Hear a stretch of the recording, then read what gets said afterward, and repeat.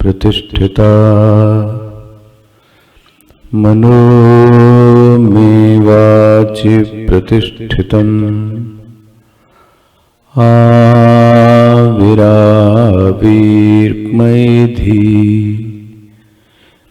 वेदस्यमवार्णिस्थः श्रुतं मे मा प्रहासीः अनेनाधीतेन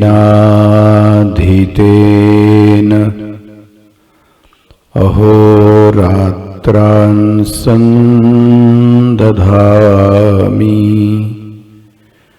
ऋतं वदिष्यामि सत्यं वदिष्यामि तन्मामवतु तद्वक्तारमवतु अवतु माम् अवतु वक्तारम् अवतु वक्तारम्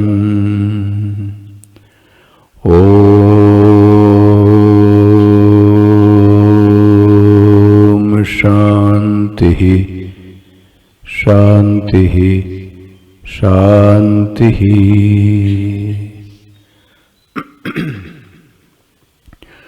सदाशिवसमारम्भां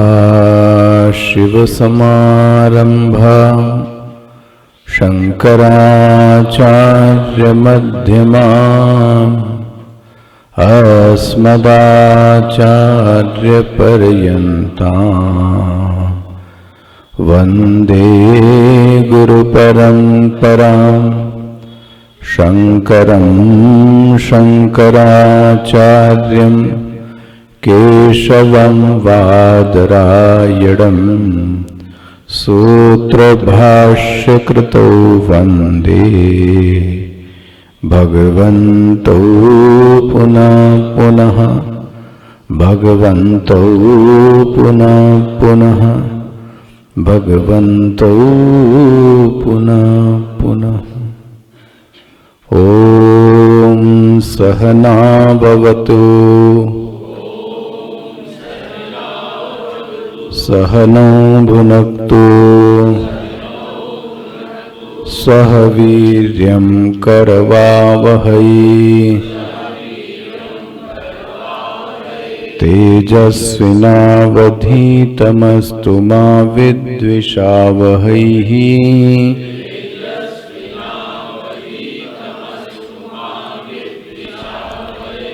ॐ शान्ति शान्ति शान्तिः।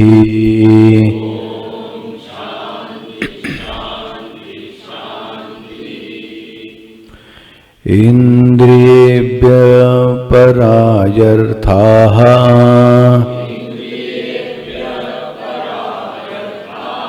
अर्थेभ्यश्च परं मनः मनसस्तु परा बुद्धिः बुद्धिरात्मा महान् परः महता परमव्यक्तम् अव्यक्तात् पुरुषः परः पुरुषात् न परं किंचित् सा काष्ठा सा परा गतिः एष सर्वेषु भूतेषु गूढोऽवात्मा न प्रकाशते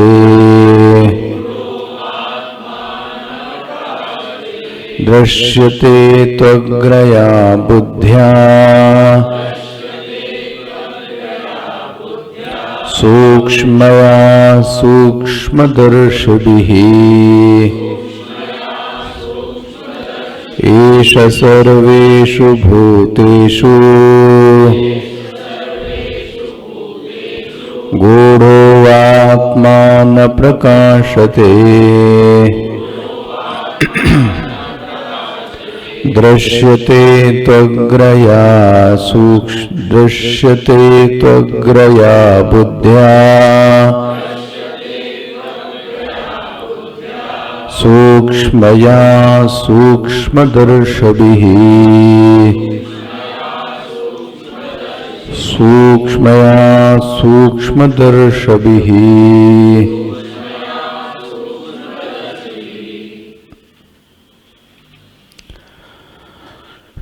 एष पुरुषः सर्वेषु ब्रह्मादिस्तम्भपर्यन्तेषु भूतेषु गूढसंवृतः दर्शनश्रवणमादिकर्म अविद्या माया आच्छन्नः अतः एव आत्मा न प्रकाशते आत्मत्वेन कस्यचित् अहो अतिगम्भीरा दुरवगाह्या विचित्रा च इयं माया यत अयं सर्वः जन्तु परमार्थतः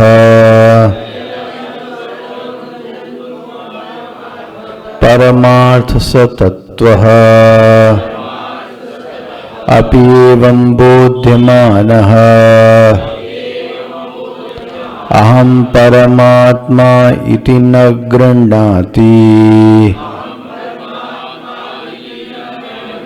अनात्मानं देहेन्द्रियादिसंघातम्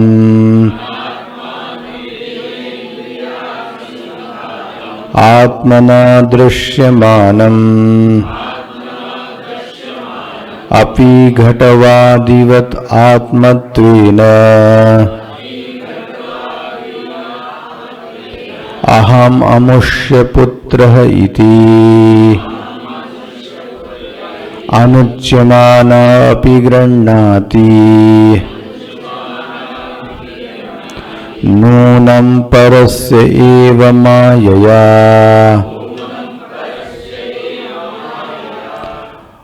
मोमुह्यमानः सर्वलोकः अयं ब्रह्मीति तथा च स्मरणम् नाहं प्रकाश सर्वस्य योगमाया समावृतः ननु विरुद्धम् इदमुच्यते मत्वा धीरो न शोचति नैतत् एवम् असंस्कृत बुद्धेः अविज्ञेयत्वात् न प्रकाशते इति उक्तम् दृश्यते तु संस्कृतया अग्रया अग्रमिव अग्रया तया एकाग्रतया उपेततेति अतः उपेत्य इति अतः ततः सूक्ष्मया सूक्ष्म वस्तु निरूपण परया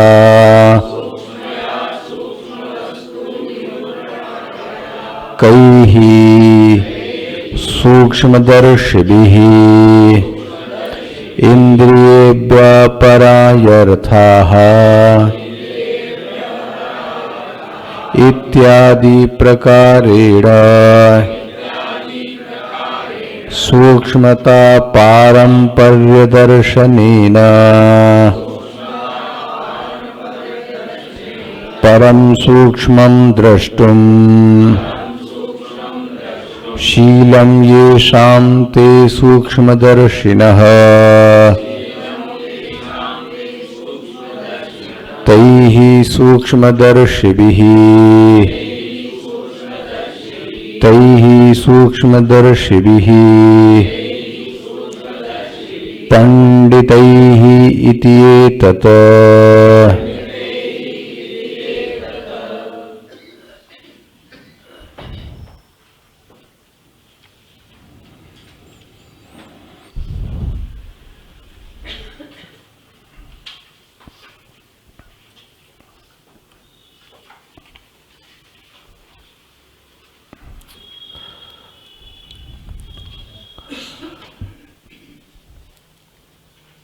सो परम लक्ष्य की निरूपण के बाद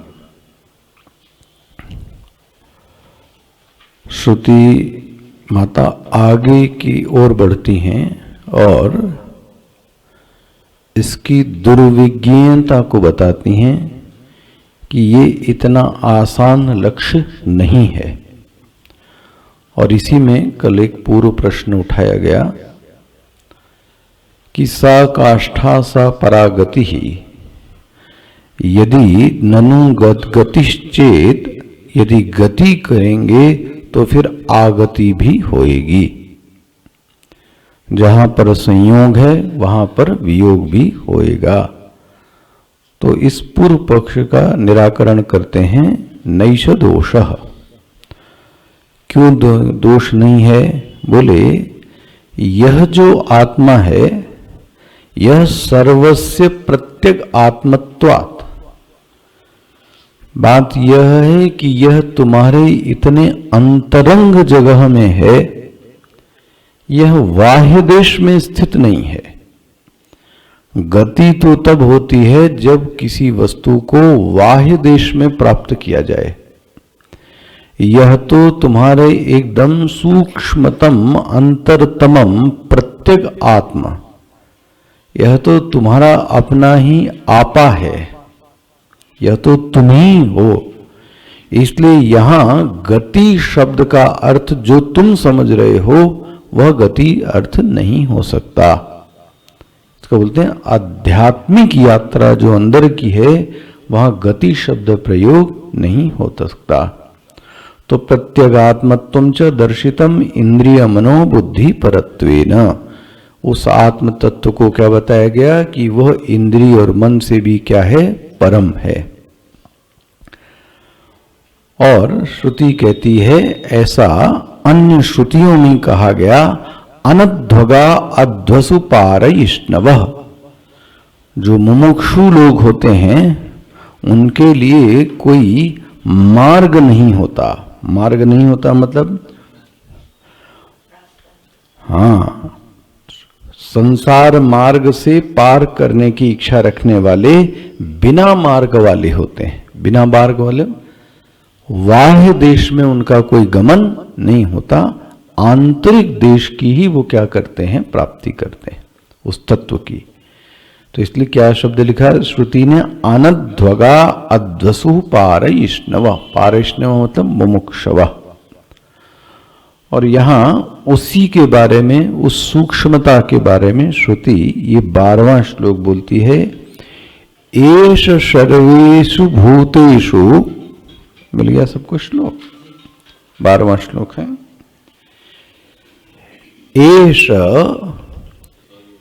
एष सर्वेषु भूतेषु। ये एष कौन है? येष मतलब पुरुषः। जिस पुरुष की बात की गई, स काष्ठा सा परागति ही, उस पुरुष के लिए क्या कह रहे हैं? एषः। यह जो पुरुष है, सर्वेषु, सर्वेषु का अर्थ क्या किया गया? ब्रह्मादि स्तंभ पर्यंतेषु।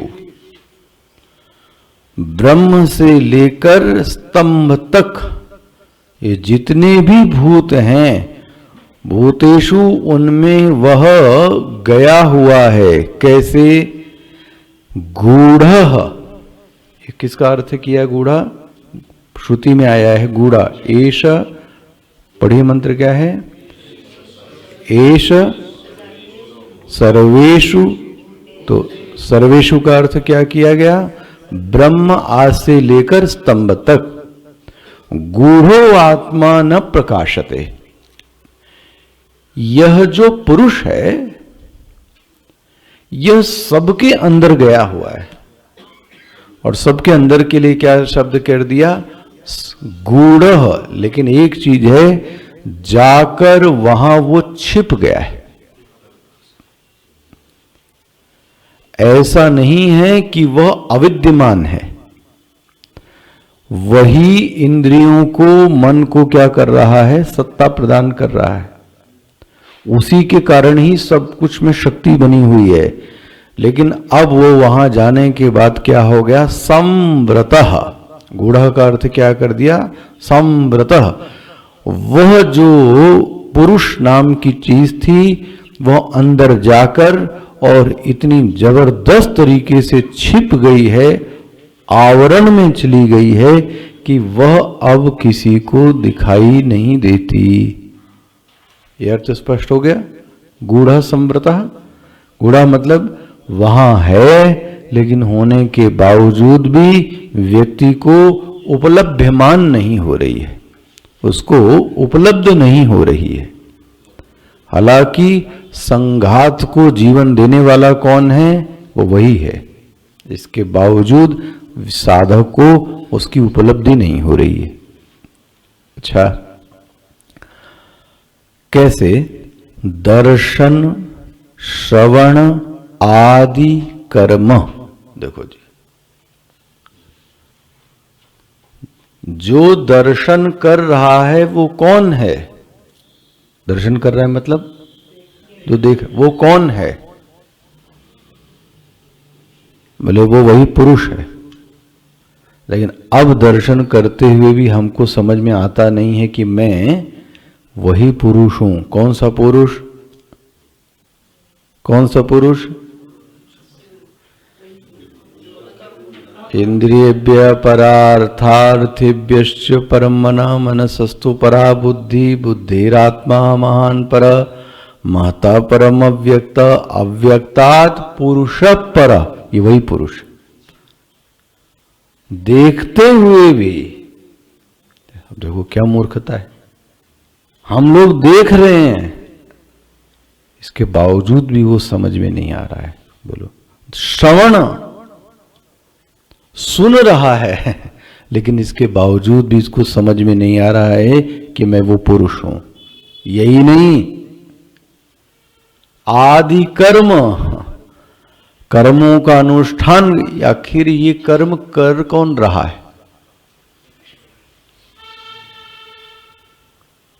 आ रहा है? ये कर्म कर कौन रहा है? ये वही कर रहा है। आपने इसको पढ़ा केन उपनिषद का सबसे प्रथम मंत्र क्या पढ़ा? केनेशितम पतति प्रेषितम मनः केन प्राण प्रथम प्रैति युक्तः केनेशितम वाच इमाम वदन्ति चक्षुः। यहां क्या है चक्षु की जगह? दर्शन। श्रोत्रम श्रवण। चक्षु श्रोत्रम कौ देवो युनुक्ति। कौन है जो देख रहा है? याद आ गया केनोपनिषद का प्रथम मंत्र। श्रुति कहती है वो तुम ही हो। तुम मतलब कौन?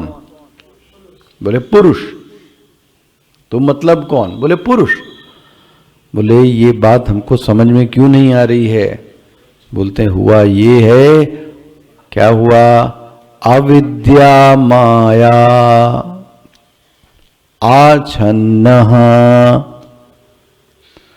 हुआ ये कि तुम उस पुरुष का दर्शन नहीं कर पा रहे हो, उस पुरुष को तुम स्वयं नहीं समझ पा रहे हो, उसका अपरोक्ष बोध नहीं हो पा रहा है। उसका कारण है तुमको अविद्या माया ने क्या कर लिया है? घेर लिया है। देखो जी, कौन सी माया? विद्या माया। तो ये पक्की बात है, हम सब उससे घिरे हुए। यहीं अभी होते हुए भी, अभी यहीं इसी देश में, इसी काल में, इसी शरीर में होते हुए भी हमको बोध। मान लो क्या कहा जाए, शास्त्र इसके कई तरीके से दृष्टांत देता है। आप सोने की माला पहने हुए और वो छिप जाए कपड़ों में, और पूरी दुनिया जहां ढूंढ डालो, और सबसे पहला आरोप नौकर और आसपास लोगों पे कर दो, इन लोगों ने चुरा लिया। ठीक है, यही होता है सबसे पहले। और बाद में पता लगता है क्या है, तो उस समय क्या समझ में आता है? कौन मूर्ख है? वो खींच भी आती है और दूसरों को कष्ट भी देते हैं, अपने को भी कष्ट देते हैं, और वो रहती कहाँ है? आपके पास। अब सोचो, ऐसे ही है ज्ञान। एक मूर्खता आपने भी की होगी, जो चश्मा लगाते हैं। चश्मा लगाकर चश्मे को ढूंढते हैं। कभी अपने ऊपर विश्लेषण करना, ये क्या हो रहा है? चश्मा लगाकर चश्मे को ढूंढ रहे हैं। सोचो आप, क्या मूर्खता है। मतलब इससे बड़ा वेदांत और क्या हो सकता है? कई बार ऐसा होता है। हाँ, बगल में छोरा, गांव में। मतलब आपके पास सब कुछ है, सब कुछ है, लेकिन हमको बोध नहीं है। अब इसका कारण क्या है? किसको दोष लगाओगे? कि भाई तुमने चश्मा इधर उधर कर दिया, तो क्या लगा के कह रहे हो? आप किस पे दोष लगाओगे? वो तो आदत पड़ी ना किसी के ऊपर बोलने की। यही चीज अपने साथ में है। मैं श्रवण करते हुए भी, दर्शन करते हुए भी, कर्म करते हुए भी, अभी आएगा बात, साक्षात मुझे यह बोध होना चाहिए कि वह जो पुरुष है वो कौन है? वो मैं ही हूं। लेकिन अविद्या माया आच्छन्ना एवं आत्मा न प्रकाशते। वो जो आत्मा है वह प्रकाशित नहीं होती। और एक चीज और देख लो, और मान लें आत्मा प्रकाशित होती भी है, मान लें, तो परत्वेन प्रकाशते, आत्मत्वेन न प्रकाशते। बोले वो तो है आत्मा, वो तो वो ब्रह्म है, और तुम? बोले मैं ब्रह्म नहीं हूं। आत्मत्वेन, ठीक है, भाष्यकार कितना अच्छा है। प्रकाश आत्मत्वेन न प्रकाशते।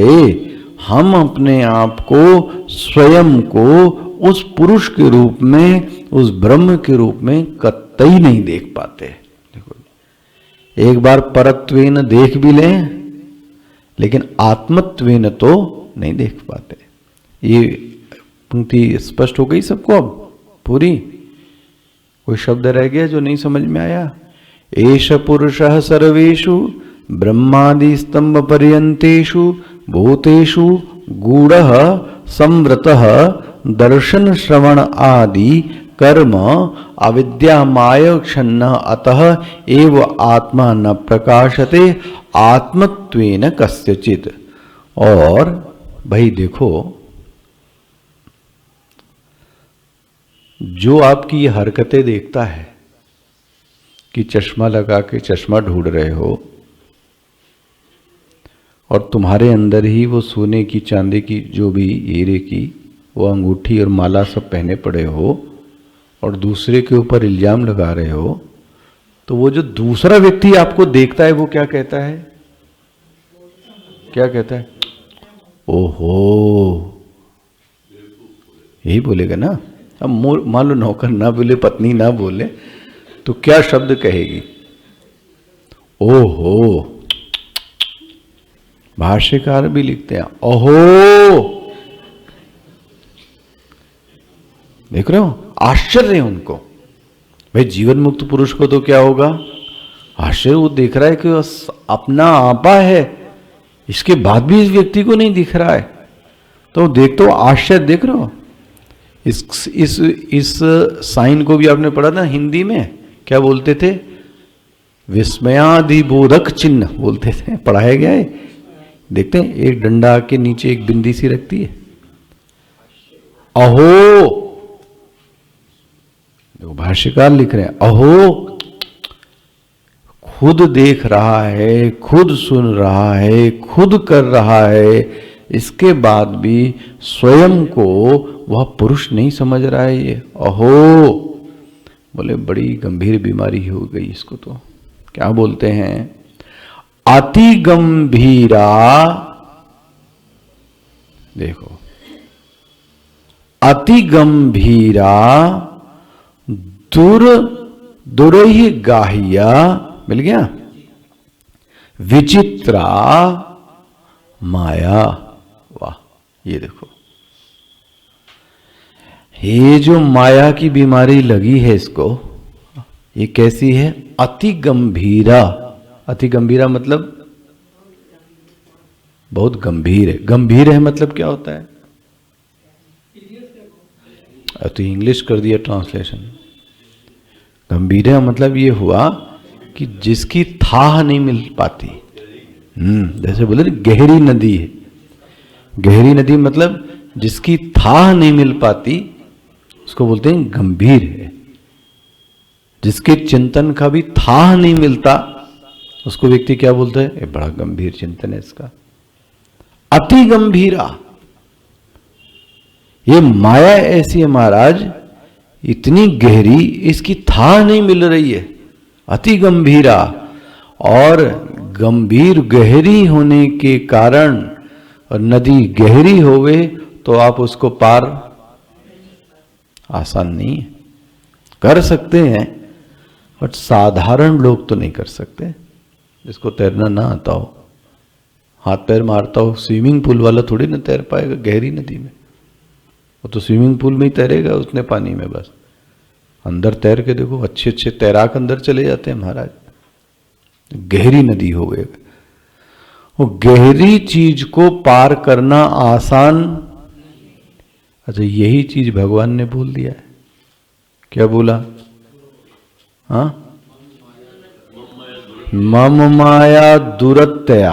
देखो यही, देखो ये जो मेरी माया है इसको पार करना बहुत दुरत्या, मतलब ये नहीं कहा कि नहीं कर सकते, मुश्किल है। लेकिन ऐसा निराशा का स्वर भी भगवान नहीं छेड़ते। सिर्फ निराशा ही नहीं छेड़ते, बोलते हैं हाँ मैं तुमको बताता हूं कि इसको पार किया जा सकता है। कैसे पार किया जा सकता है?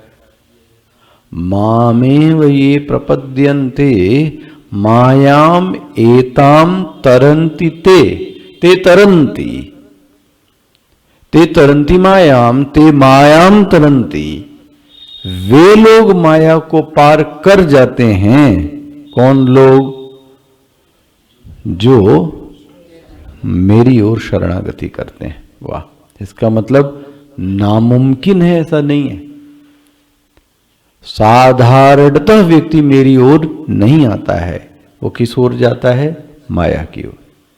विश्वास ही नहीं होता उसको, धन पर, जन पर, बल पर, लोगों पर, उस पर विश्वास है उसको। भगवान क्या कहते हैं? जिस पे विश्वास है उसी के साथ जाओ, कोई दिक्कत नहीं। भाई कितना अच्छा तो बोला है, जिस पर विश्वास है मरने के बाद उसी के पास जाना, उसी के लोग जाना, मेरे पास नहीं। क्योंकि तुमको विश्वास किस पे है? उस पे। गए किसके साथ? उसके साथ। तो जीवन में भी किसके साथ जाओ? उसी के साथ जाओ। ये भगवान का न्याय है। जिसने जीवन ही मेरे ऊपर छोड़ दिया, उसको तो नैया पार कराने वाला कौन है? उसको तो मैं पार कराऊंगा। मामेव ये प्रपद्यन्ते मायामेताम तरंती ते। यहां पे भी क्या बोलते हैं? अति गंभीरा दुर्विगाह्या विचित्रा। अच्छा देखो, एक शब्द हो गया गंभीरा, अति गंभीरा। तो गंभीरा का अर्थ क्या कर दिया? गहरी है। इसलिए गहरी है तो पार नहीं हो सकते, इसलिए क्या बोलते हैं? दुर्वगाहिया, आसान नहीं है इसको पार करना। अच्छा, ये विचित्रा माया, आहा, विविधा चित्रा यस्याम, जिसके एक चित्र नहीं है, कितने चित्र हैं? और देख लो भाई, अनेक रूप बदलती है ये माया। क्षणे रुष्टः क्षणे तुष्टः, एक पल में हंसेगी, एक पल में रोने लगते हैं, एक पल में रेस्टोरेंट में जाके खाना खाने लगते हैं। तो आप बोलोगे अभी तो रो रहा था ये व्यक्ति, हम तो सीरियस हो गए, बेचारा रो रहा है, इसको चुप कराएं। जब तक मैं पूजा करके उठे, कहाँ हो माता जी? बोले वो तो मैं होटल में भी रेस्टोरेंट में खाना। तो साधु बाबा की तो उड़ गई मजाक। वो तो सोचे कि उसको कुछ उपदेश दिया जाए, कुछ शास्त्र की, वो तो कहीं और बैठे हंस रहा है। अच्छा, आपने बोला तुम तो यहां क्यों बैठे? फिर से रोना चालू कर दिया। साक्षात माया का अवतार, साक्षात। और अगर आप चक्कर में पड़ गए तो उसके लिए तो मजा, उसका तो अपना चलेगा और आपके जीवन की तसिया हो जाएगी। आपके गए, आपका सब शक्ति, समय जाएगा, शक्ति जाएगा, पैसा जाएगा, कुछ नहीं होएगा। जहां थी समस्या वो वहीं की वहीं पड़ी रहेगी। आप दूसरे दिन भी बोलोगे वो वहीं। इसलिए विविधा चित्रा देखना भी ना, जगत में एक ही व्यक्ति के विविध चित्र, और ऐसे चित्र कि जो मेल नहीं खाते, जो मेल नहीं खाते। तो आप क्या बोलोगे ऐसी चीज को? जो मेल नहीं खाता ऐसा चित्र, तो बोलोगे माया ही है ये साक्षात। कुछ इसी को बोलते हैं अघटित घटना। जो नहीं घटित हो सकता है वो घटित करने का कार्य कौन करती है? माया। इसलिए हमारे स्वामी जी इस बात से थोड़ा सा डांट देते थे कभी कभी, मुझे याद है हमारे गुरु जी। किस बात के लिए? कई लोग माया शब्द की व्याख्या करते हुए बोलते हैं जो नहीं है वो माया है। हम बोलते हैं ये सब फालतू की बातें हैं, जो नहीं है वो माया है। अंतःकरण में एक वृत्ति आ जावे तो हालत खराब हो जाती है, और आप बैठे शब्दों में क्या बोल रहे हो? जो नहीं है वो। ये इतनी सच्चाई साधक की है नहीं। एक क्रोध की वृत्ति आ जावे, एक क्रोध की वृत्ति आ जावे, तो अभी तो आप कह रहे थे कि जो नहीं है, तो ये क्या हो रहा है? एक काम की वृत्ति आ जावे, तो आप देख लो पूरा जीवन। जीवन नाश। एक लोभ की वृत्ति आ जावे तो पूरा जीवन लोभ में, पैसे, पैसा पैसा पैसा पैसा। भाई एक वृत्ति व्यक्ति का नाश उसके व्यक्ति के शांति को हरण कर लेती है। और आप क्या बोल रहे हो, जो नहीं है तो ये किसने परेशान कर रखा है तुमको, किसने आग लगा रखी है।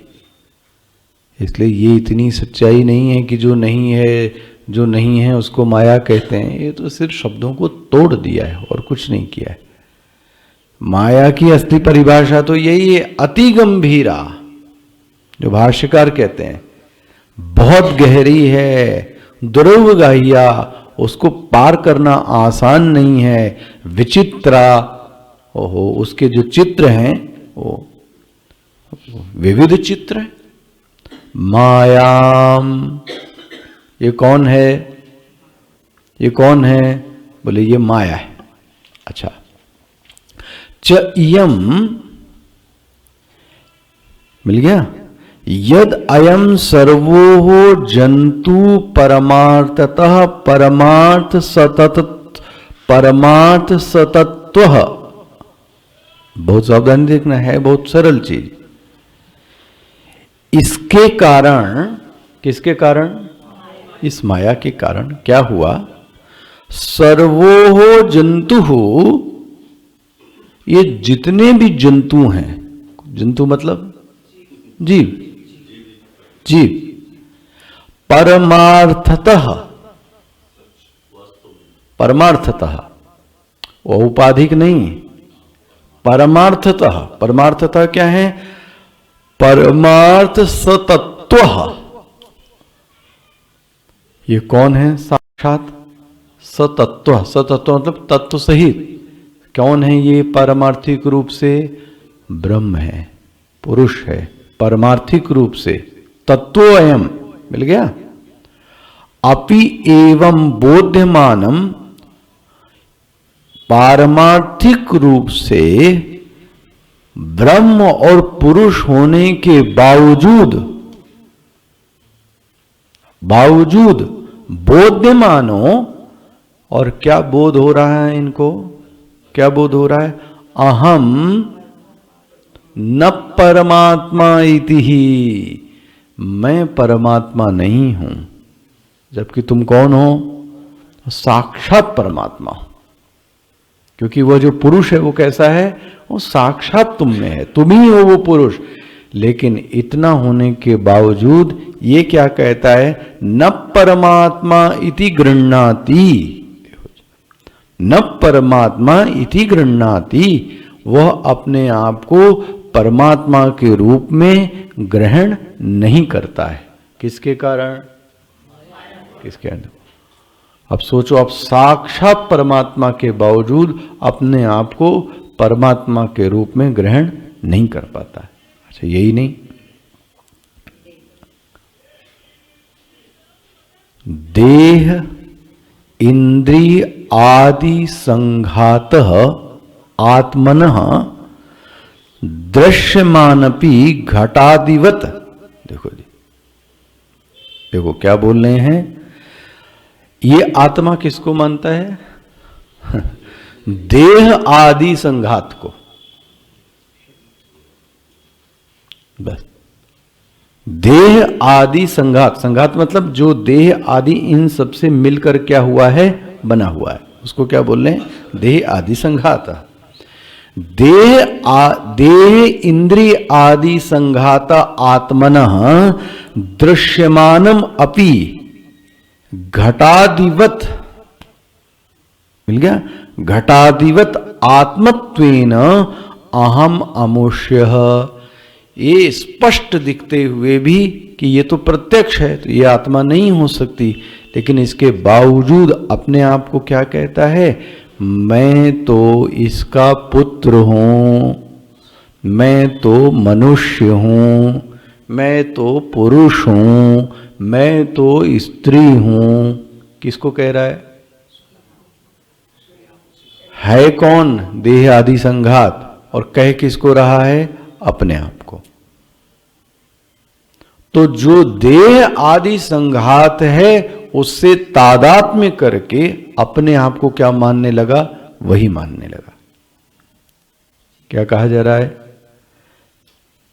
देह आदि संघात को सत्ता देने वाले तुम हो। पकड़ में आ रहा है? देह आदि को संघात, भाई देखो चलो और सरल, आप ये केन उपनिषद ले आओ। जो संघात होता है वो स्वयं के लिए नहीं होता, मतलब संघात खुद अपने लिए नहीं होता। किसके लिए होता है? जो उस संघात से अलग है। जैसे कार, तो कार अपने लिए है क्या? तो कार स्वयं के लिए नहीं है। कार किसके लिए? कार के मालिक के लिए। मकान किसके लिए? मकान के मालिक के लिए। तो देह किसके लिए? बना। और देह का मालिक कौन है? मैं। और लेकिन मैंने अपने आप को मैं नहीं समझा। किसको समझ लिया? देह को। कार को ही मैंने मैं समझ लिया, मैं ही कार हूं। इस तरीके से हमने क्या समझ लिया? मैं ही देह हूं। तो फिर तुम में भी घटना बढ़ना होगा ही होगा। ये तो तुम्हारी एसेट्स है ना, और एसेट्स है तो घटेगी भी बढ़ेगी भी, कम भी होगी ज्यादा भी होगी। लेकिन तुम तो इससे क्या हो? अलग हो। देखो फिर से देखो, विचित्रा माया च यम यदयम सर्वो जंतु परमार्थतः परमार्थ सतत्तो अयम बोध्यमाना परमात्मा इति न गृह्णाति। अपने आप को, स्वयं को वह परमात्मा नहीं स्वीकार करता। आत्मानम किसको मानता है? देह इंद्री आदि संघात आत्मन। और देह इंद्रिय आदि संघात कैसे हैं? दृश्यमानम अपि। अच्छा और देख लो, जो दृश्य होता है वो कभी दृष्टा नहीं हो सकता। असली दृष्टा कभी दृश्य, छोटे छोटे सूत्र हैं ये। असली दृष्टा कभी दृश्य, तो ये देह आदि क्या बन रहा है? ये दृश्य बन रहा है। तो ये कहां से परमार्थ हो गया? लेकिन ये अपने आप को मारता है घटादिवत आत्मत्वेन। देखो क्या मानता है आत्मत्वेन? अहम अमुष्य पुत्रः, मैं इसका पुत्र हूं। अब इसको और ले लो, मैं इसकी पत्नी हूं, मैं इसका ये हूं, मैं उसका वो हूं इति। अच्छा, ये उपदेश तुमको किसने दिया कि तुम पुत्री हो, तुम उसके हो, फलाने हो, ढिमको? ये किसने किया तुमको उपदेश? ये किसी ने उपदेश नहीं दिया है। और वो उपदेश किसने दिया? वो गुरुदेव कहता है। तो जो उपदेश दिया नहीं गया उसको मान लिया, और जो उपदेश दिया गया उसको नहीं माना। कहां लिखा ये शब्द? अनुच्यमानो अपि। अनुच्यमानो अपि मतलब नहीं कहा गया। क्या नहीं कहा गया? अच्छा ये बताओ आप सच सच, ये किसने सिखाया आपको कि मैं देव हूं? ये किसने कहा था कि मैं देव हूं? मेरे ख्याल से हम में से किसी को ये नहीं सिखाया गया कि तुम देव हो। अच्छा सिखाया क्या गया है? सिखाया क्या गया? तुम ब्रह्म हो। अब कौन सा उपदेश हमने ग्रहण किया? कौन सा? तो अनुच्यमानो अपि, जिसका उपदेश कभी नहीं दिया गया, जिसका उपदेश कभी नहीं दिया गया कि तुम शरीर हो, हमने उस उपदेश को क्या कर लिया? ग्रहण कर लिया। और गुरु बार बार इस उपदेश को देता है कि तुम शरीर लेकिन इसके बावजूद भी, बोलने के बावजूद भी उसने उसको ग्रहण, देखो अब ये संगति लगी इसकी, मैं पुत्र हूं, अमुष्य पुत्र इति अनुच्य मानो अपि। अनुच्य मतलब एक उच्च मान है और एक अनुच्य मान। अनुच्य मतलब नहीं बोला किसी ने लेकिन गणना थी और हमने क्या कर लिया, ग्रहण कर लिया। नूनम निश्चित ही परस्य एव मायया मुह्यमान सर्वम लोको बम भ्रमति। निश्चित है ये जो घटना घटित हुई है, जिसका उपदेश नहीं दिया गया उसको हमने ग्रहण कर लिया, जिसका उपदेश दिया जाता है उसको नहीं ग्रहण करते हैं। इसका कारण कौन है? बोले निश्चित ही ये माया है जिसने सभी लोगों को सर्वलोकः बम भ्रमति, जिसने सभी को क्या कर रखा है, बांध के रखा है, भ्रम में डाल के रखा है। मिल गया? सरल है भाष्य इतना, इसमें कोई दिक्कत नहीं। अब देखो, तथा च स्मरणम, देखो भगवान भी कहते हैं, भगवान भाष्यकार, भगवान ने भी यही बात कही है। क्या कही है? नाहम प्रकाशः सर्वस्य योग माया समावृतः। ये कहां कहा गया? देखो लिखा है 7वां अध्याय 25वां श्लोक। भगवान ने भी गीता में यह बात बोली, न अहम प्रकाशः, मैं सबके लिए प्रकाशित नहीं हूं। ले, भगवान ने भी साथ छोड़ दिया। नाहम प्रकाशः, मैं सबके लिए प्रकाशित नहीं हूं। अब ऐसा कहते ही क्या मन में आता है? हैं? इसका मतलब किसी किसी के लिए। जब ये शब्द बोलते हैं मैं सबके लिए प्रकाशित नहीं हूं, मतलब किसी किसी के लिए होते हैं और सबके लिए नहीं होते, सर्वसाधारण के लिए नहीं। नाहम प्रकाशः सर्वस्य योग माया। क्यों नहीं होते भगवान? क्योंकि तुमको माया ने क्या करके रखा है? अच्छा, कौन सी माया? योग माया। भाई कहां दैवी माया आ गई इधर? योग माया, जो शब्द ही तो लिखा है भगवान। अच्छा, योग माया मतलब ना, ईश्वर बेचारा क्यों परेशान करेगा हमको?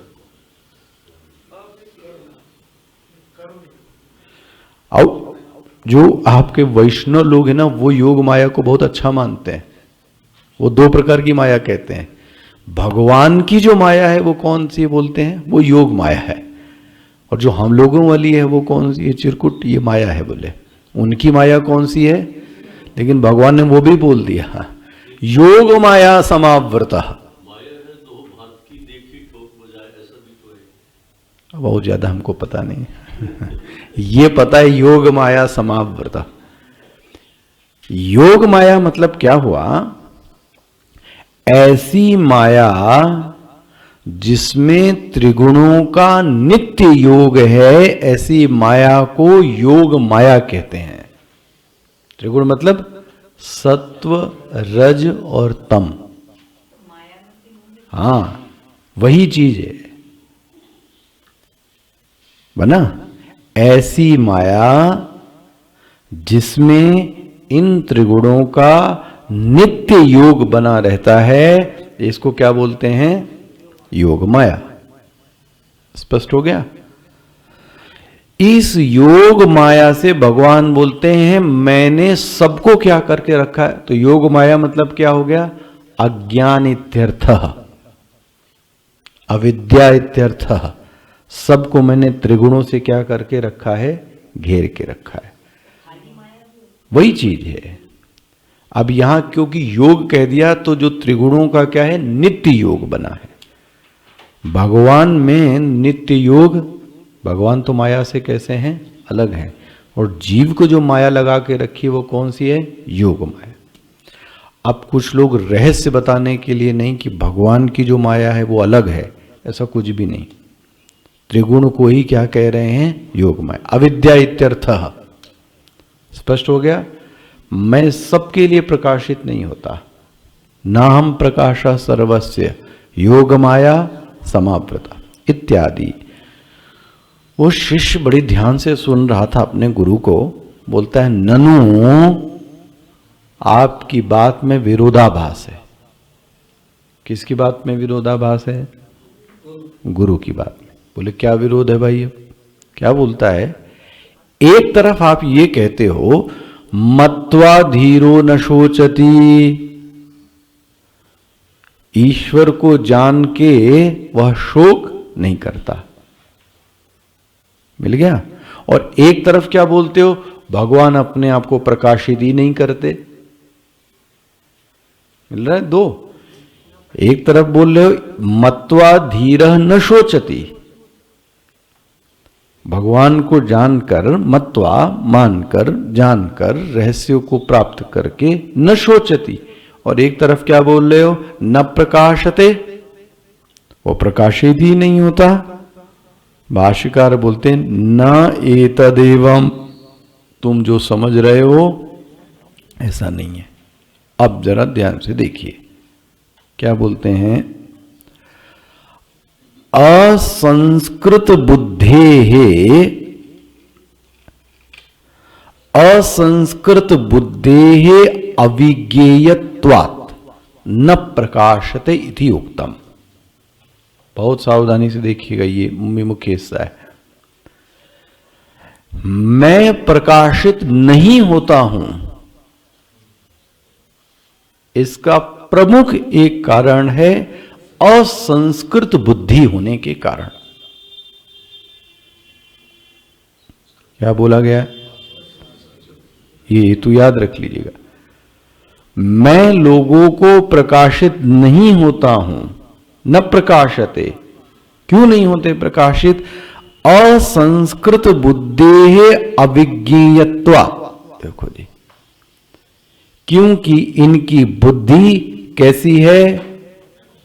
असंस्कृत है। वाह। असंस्कृत बुद्धेः अविज्ञेयत्वात् न प्रकाशते इति उक्तम। स्पष्ट हो गया ये?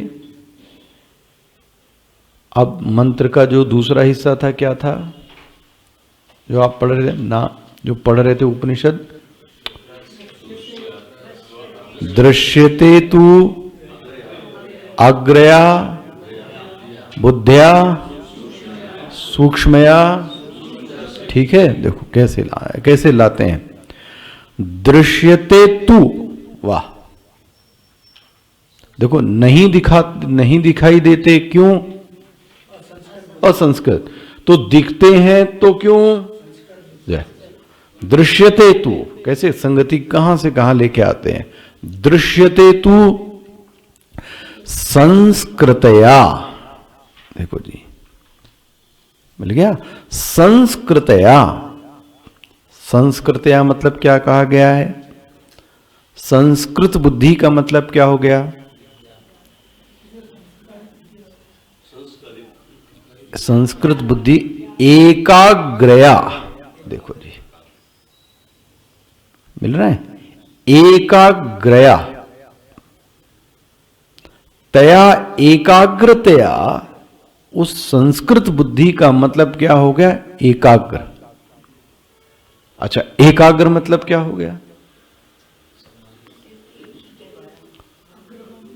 एकाग्र मतलब क्या होगा?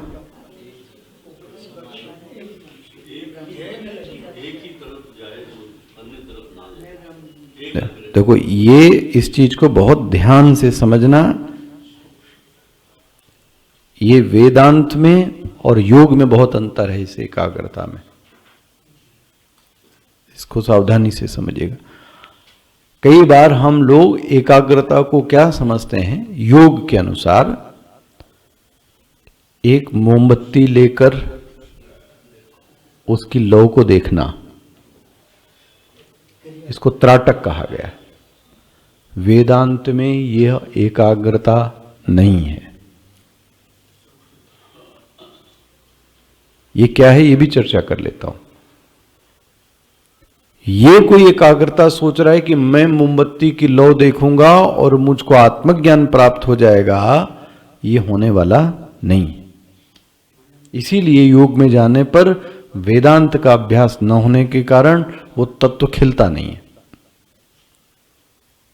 यदि कोई ऐसा सोचे कि मैं भगवान की तस्वीर पर ध्यान लगाऊंगा, तो भी वेदांत खिलने वाला नहीं है। देखो जी, हम लोग एकाग्रता इसी को समझ रहे हैं। देखो एकाग्रता क्या है वेदांत में, चुने हुए विषय में, चुने हुए विषय में बिना बाधा के दीर्घ काल तक मनन और विश्लेषण करने की क्षमता को एकाग्रता कहते हैं।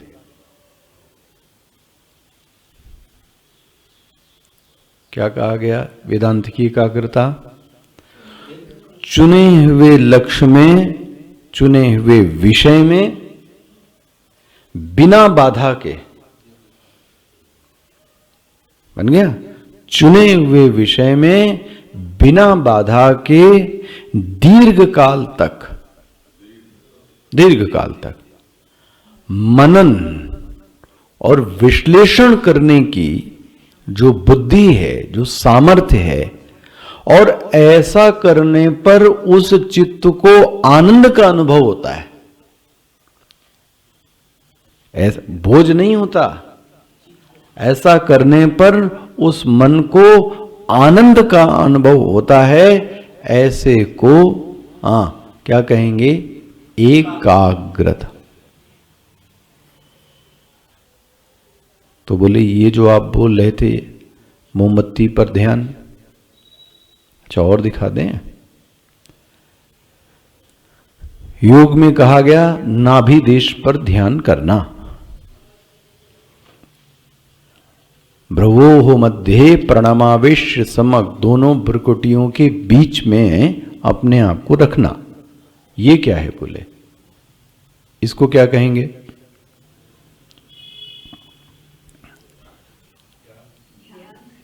कोई योग के नहीं बताएंगे अब, इसको क्या कहेंगे?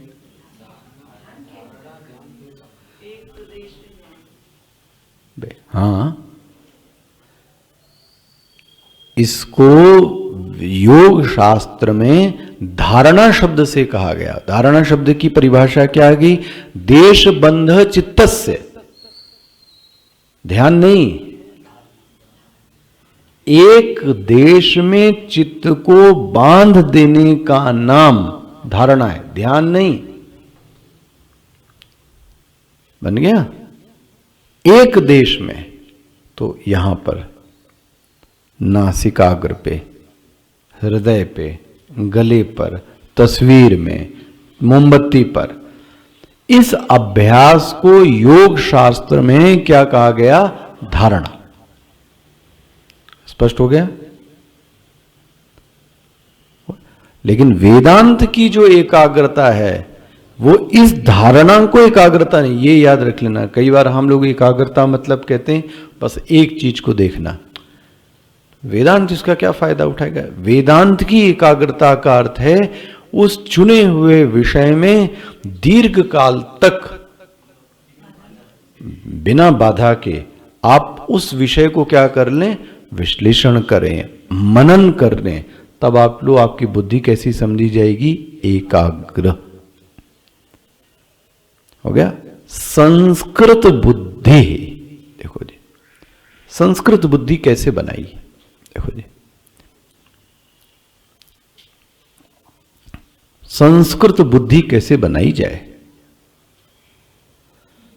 जो साधक श्रवण करता है, मनन करता है, यही नहीं, उपासना से शून्य चित्त कभी भी संस्कृत बुद्धि नहीं हो सकती। उपासना तो अति अनिवार्य है। उपासना मतलब पूजा पाठ, भगवान के समीप बैठना, कुछ करना और उसके बाद श्रवण भी करना और मनन भी करना। अगर बिना उपासना के श्रवण है तो बुद्धि का श्रवण है और कुछ नहीं है। फिर आपके ऐसा श्रवण का मैं फल बताऊं, ये होगा ये बिना उपासना के, जब आपको आवश्यकता होगी तो वो आपको उपलब्ध नहीं होगा। ये जब आपको आवश्यकता होगी जीवन में तो वो आपको उपलब्ध नहीं होगा। तो बोले हमने तो बड़ा श्रवण किया था, बौद्धिक किया था, उपासना शून्य है जीवन, बन गया। तो श्रवण किया हुए, मनन किया हुए, उपासना किया हुए, साधना के संस्कारों का अच्छे से संचय करा हो। ये किसके लिए बोल रहा हूं? संस्कृत बुद्धि के लिए। साधना के संस्कारों को अच्छे से एकदम, बुद्धि एकदम साधना से शोधित हो गई हो। ओहो। और बुद्धि सहज ही परमात्मा की ओर प्रवृत्त होती है। ये निशानी देखो संस्कृत बुद्धि की, संस्कृत बुद्धि की निशानी देखो। वह बुद्धि सहज ही परमात्मा की ओर क्या होती है? प्रवृत्त होती है। और अगर कोई विमुख विषय चलता है तो बुद्धि वहां से क्या हो गई? विमुख हो गई। परमात्मा अतिरिक्त कोई विषय पर चर्चा करोगे, जगत की चर्चा करेंगे, निंदा पुराण की चर्चा करेंगे, कुछ चरित्रहीनता की बातें करेंगे, किसी होगा, ठीक है होगा। हम अपने चित्त को क्यों गंदा करें? प्रश्न ये होगा। वो हम अपने चित्त को क्यों गंदा करें? और जैसे ही ये चीज स्टार्ट हुई वैसे ही जो बुद्धि क्या हो गई? वहां से विमुख। लेकिन परमात्मा की ओर सहज प्रवृत्त होती है। ऐसी बुद्धि को संस्कृत बुद्धि कहते हैं। मेरे ख्याल से मैं आपको समझा पाया हूंगा। हो गया? क्या बोला गया? दृश्यते तु संस्कृतया। देखो भाष्यकार के शब्द देखो, संस्कृतया। संस्कृतया मतलब एकाग्रतया। मिल गया? मिल गया? अग्रम इव अग्रया तया एकाग्रया उपेत।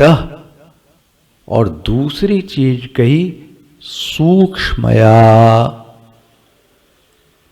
आपके मूल मंत्र में कौन सा शब्द आया है? पहले शब्द क्या आया? दृश्यते तु अग्रया। तो ये अग्रया शब्द मैंने आपको बताया, अग्रया मतलब एकाग्रता। अग्रया मतलब एकाग्रता, एकाग्रता। तो उसी को अग्रया बुद्धि बोला गया। अब दूसरा क्या बोला गया? सूक्ष्मया। देखो जी, आप सूक्ष्मता के लिए क्या बोलते हैं? सूक्ष्मया सूक्ष्म वस्तु निरूपण परया। वाह, देखो क्या बोल रहे हैं? सूक्ष्म वस्तु निरूपण परया। सूक्ष्म वस्तु के निरूपण में बुद्धि समर्थ हो गए। जनरली स्वभावतः जैसे ही सूक्ष्म बातें करता है व्यक्ति, वैसे उसकी बुद्धि क्या हो गई? हट गई। बोले कुछ समझ में नहीं आ रहा। जब कोई सूक्ष्म चर्चा होती है और बुद्धि ग्राह्य नहीं कर पाती, इसका मतलब इसकी बुद्धि कैसी नहीं है? सूक्ष्म बुद्धि नहीं है ना। तो एक क्या हो गया? एक बुद्धि कौन सी हो गई? एकाग्रतया। ठीक है, उसी को क्या बोला गया? त्वग्रया। और एकाग्रया मतलब मैंने क्या किया? एकाग्र मतलब, एकाग्र मतलब धारणा नहीं, ये याद रख लेना बना। क्योंकि अच्छा क्या बोलें इसको आपको,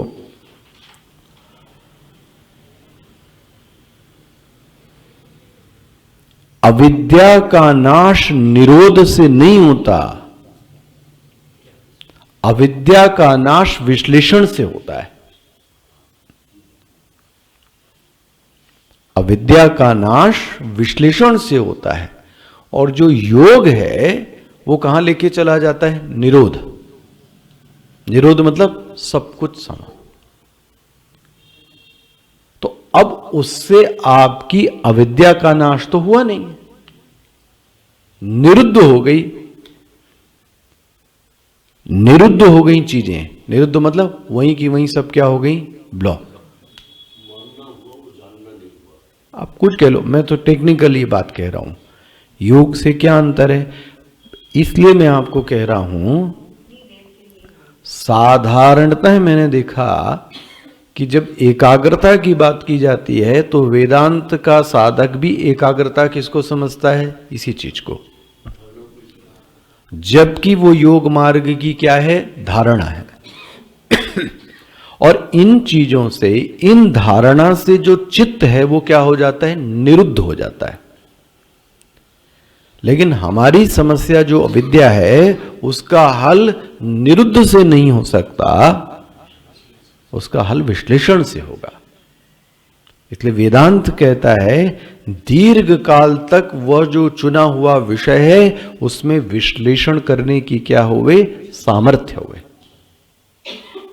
स्पष्ट हो गया। दूसरा क्या बोल दिया गया, सूक्ष्मया। सूक्ष्मया को क्या बोल दिया गया, सूक्ष्म वस्तु निरूपण परया। उस परम वस्तु का, उस परम वस्तु का क्या होना चाहिए, निरूपण करने में, उसको देखने में उसकी बुद्धि एकदम सूक्ष्म होनी चाहिए। ये स्पष्ट हो रहा है सब चीजें। वो अधिकारी ने पूछा, कई ही कैसे, सूक्ष्मदर्शी कैसे, क्या करूं। भगवान भाष्यकार कहते हैं सूक्ष्मदर्शी भी, तुमको दिखाता हूं कैसे होते हैं सूक्ष्मदर्शी, कैसे बनो।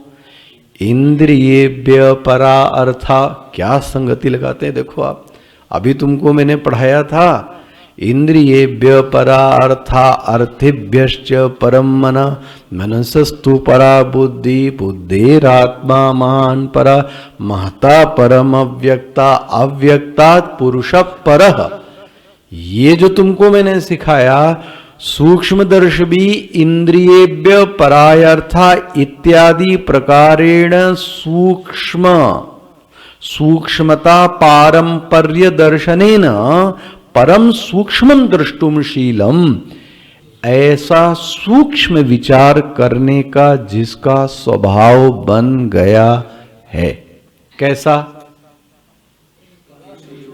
वो जो आपने पढ़ा, इसको दृष्टांत भी उन्होंने दे दिया।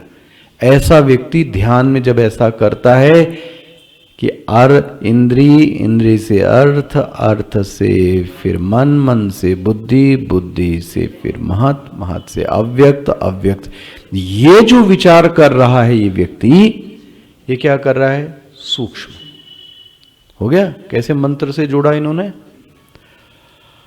तो फिर से देखो, सूक्ष्मदर्श भी इंद्रियेभ्य परायर्था इत्यादि प्रकारेण सूक्ष्मता पारंपर्य दर्शनेन परम सूक्ष्मम दृष्टुम।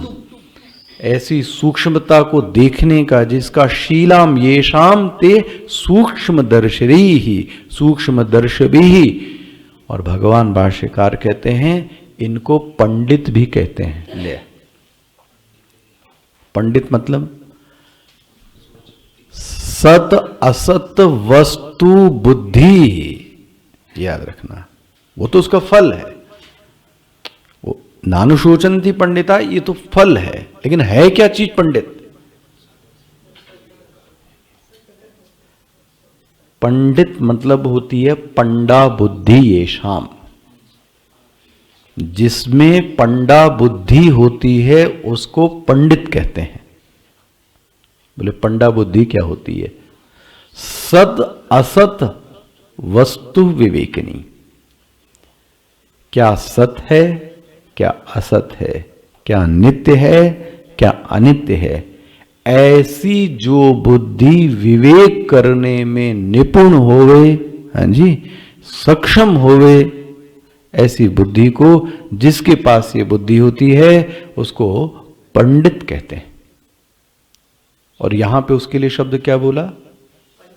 इसके लिए यहां क्या बोला? सूक्ष्मदर्शिभिः। स्पष्ट हो गया ये प्रण इत्यादि प्रकारेण सूक्ष्मता पारंपर्य दर्शनेन परम सूक्ष्मम दृष्टुम। दृष्टुम मतलब देखने का, शीलम मतलब स्वभाव, ये शाम ते सूक्ष्मदर्शिन्यः, उसको क्या बोलते हैं? सूक्ष्मदर्शी। और ऐसे व्यक्तियों को क्या बोलते हैं? सूक्ष्मदर्शिभिः। बहुत सारे होते हैं। तो संस्कृत बुद्धि मतलब क्या हुआ?